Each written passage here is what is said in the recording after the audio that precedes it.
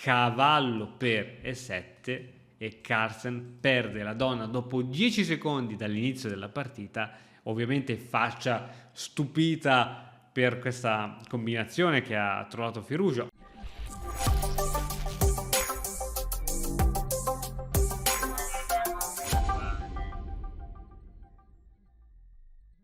Buongiorno a tutti amici di Matto Scacco, in questa partita vediamo come Firouzja distrugge Carlsen col 98% di precisione rubandogli la regina. Prima di cominciare a vedere questo video voglio ricordarvi, mi ha chiamato il grande maestro Andrea Stella e mi ha detto: Christian, martedì è il mio compleanno, quindi tutti a fargli gli auguri qui sotto nei commenti, e in occasione appunto del suo compleanno abbiamo deciso di rimettere in sconto il suo corso uscito recentemente sull'Accademia Un pedone, e per accedere con lo sconto di 20 euro basterà inserire all'interno del corso il codice sconto compleanno Stella. Detto ciò, andiamo subito a vedere questa fantastica partita. Lato del bianco abbiamo Firouzja, lato dei neri abbiamo il più forte giocatore al mondo di scacchi, Magnus Carlsen. Firouzja, non so se lo sapete già, ma è l'acerrimo nemico di Carlsen, è colui che è riuscito a strappargli diverse vittorie. Qui stanno giocando online, stanno giocando bullet, 1 minuto a testa, quindi è una partita dove non ci dobbiamo aspettare grandissima precisione, è il mouse che fa la differenza, ma sicuramente posso metterci la mano sul fuoco che una loro partita bullet equivale a una nostra partita rapid di comuni mortali, forse anche di più.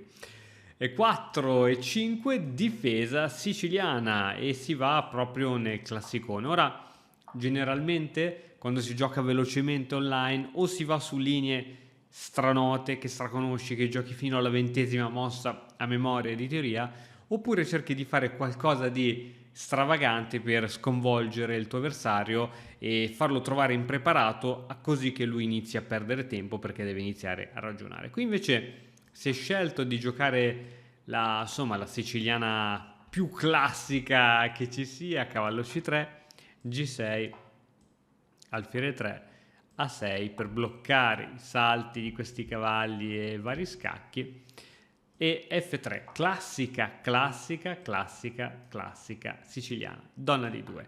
Ok, ora stiamo entrando appunto nell'impianto dove probabilmente ci saranno gli arrocchi contrapposti, ossia il bianco arroccherà lungo sul lato di regina, il nero arroccherà corto sull'ala di re, e quindi ci saranno probabilmente cose pirotecniche. Generalmente le partite più spettacolari di scacchi avvengono proprio quando i due re si trovano su due angoli opposti della scacchiera. Vediamo se anche in questo caso ci sarà da divertirsi.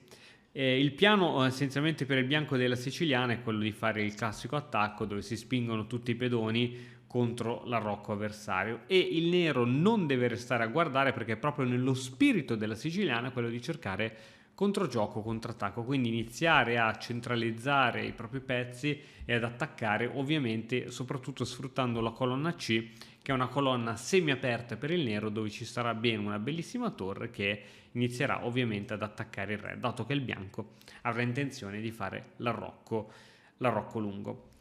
Ovviamente, se avete voglia di approfondire lo stile di gioco della siciliana, sempre sull'Accademia abbiamo il corso Sicilian Guard fatto dal maestro Alberto Fabris, fatto molto bene, il corso più completo che c'è sulla siciliana in Italia. A questo punto normalmente che cosa gioca il bianco? Deve completare il suo sviluppo, quindi c'è ancora il re da mettere al sicuro, un alfiere da sviluppare, un cavallo da sviluppare, una torre da sviluppare, e qui Carlsen decide di sorprenderci con H5. Non è una sorpresa vera e propria, ma questa idea semplicemente con l'idea di bloccare l'avanzata del pedone H, ma soprattutto anche evitare la spinta in G. Questa è un'idea, io mi diverto spessissimo a vedere le partite giocate blitz e bullet dei giocatori forti, perché è proprio in queste giocate così veloci che fanno vedere tutta la loro conoscenza del repertorio. Questa qui è un'idea che per esempio a me personalmente non conoscevo e non mi è mai venuta in mente, però guardando questa partita non è mica male come idea, no?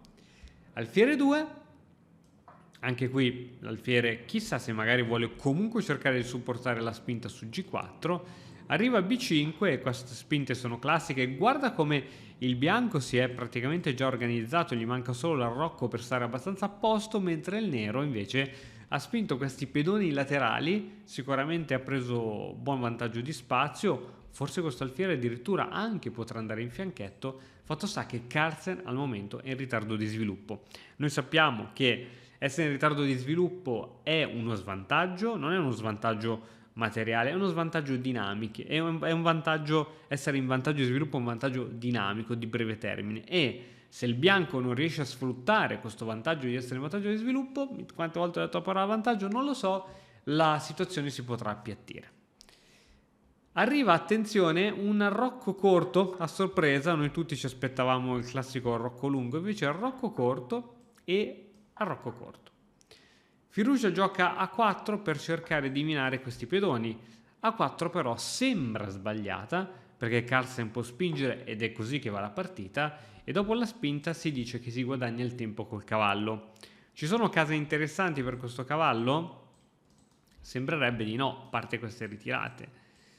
E purtroppo Firugia è costretto a mettere il cavallo in A2, contrattaccando ovviamente questo pedone che deve essere difeso. Sembra ora che questo cavallo evidenziato in rosso in A2 a bordo scacchiera sia privo di possibilità, sia tagliato fuori dall'azione del gioco, ma con una semplice mossa come C3 aumenta la pressione su questo pedone e Carlsen non può più fare a meno che dare il pedone. E su questa mossa il cavallo è ritornato in gioco con un guadagno, cioè che non c'è più quel fastidiosissimo pedone in B5 sorretto da 6, quindi così si sta benissimo. È il momento di Carlsen che deve giocare, che è in ritardo di sviluppo, e quando sei in ritardo di sviluppo perché no chiedere un cambio degli alfieri, così se cambi gli alfieri ti faccio sparire un pezzo che hai già sviluppato e sviluppo gratis un mio pezzo. Ovviamente Firugia non è così ingenuo, anche appunto nel gioco veloce, e gioca la bellissima cavallo B5. Questa mossa, ricordati che quando appunto c'è un pezzo minacciato lo puoi spostare, puoi catturare, ma puoi anche mettere davanti un altro pezzo. Questa è una soluzione che bisogna sempre ricordarsi, e questa ha spiazzato Carlsen. Carlsen continua con il suo sviluppo, sembra quasi che il nero si sia un pochettino ripreso da quel suo ritardo di sviluppo, ma adesso attenzione che arriva cavallo in C6. Attenzione che cavallo C6 attacca sia la donna che il pedone. La regina non può spostarsi da altre parti, altrimenti perde il pedone, e quindi Carlsen gioca regina in E8. Peccato, e l'avrai già vista sulla scacchiera, che regina in E8 permette al bianco in realtà un attacco triplo, ma quello che interessa a noi è il doppio su donna e torre, e ovviamente qui bisogna spostare in fretta la regina. Dove va la regina? Scusa, dove può andare? Qui non può andare perché viene catturata dal cavallo, qui non può andare perché viene catturata dal cavallo, ne consegue che l'unica mossa disponibile è questa.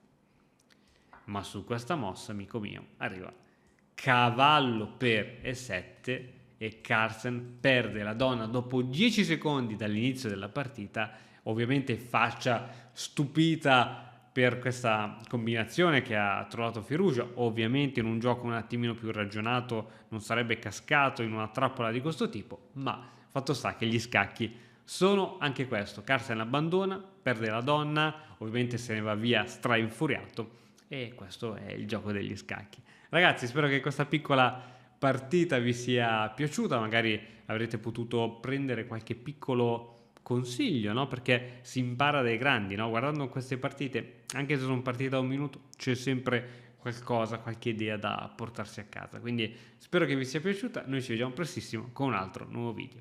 Ciao!